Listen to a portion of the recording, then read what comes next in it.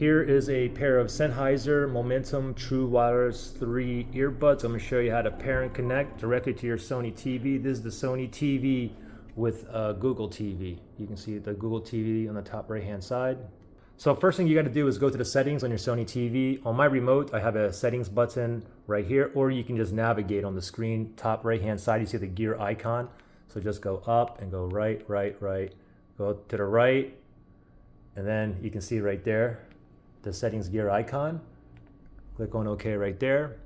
And now from here, we're going to go down to remotes and accessories, down. Remotes and accessories right there. Click on OK. Make sure Bluetooth is turned on.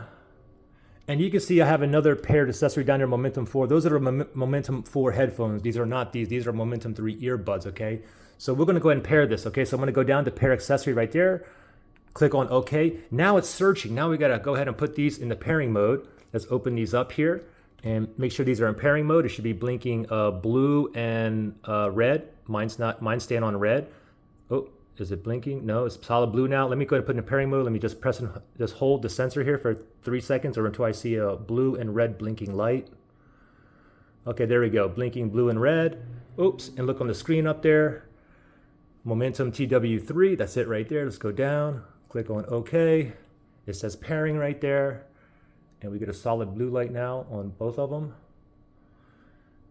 Bluetooth pairing request. I'm going to go at pair. It's already highlighted there. It says paired. Switch Momentum to Momentum TW3, which are these right here.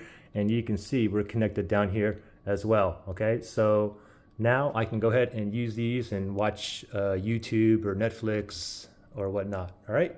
Questions or issues, comment below. Oh, and also, if you guys had issues getting it in pairing mode where it wouldn't blink blue and red, or you just couldn't connect, you can always factory reset these as well. Look in the link below. I showed you how to factory reset these. All right. Good luck, guys.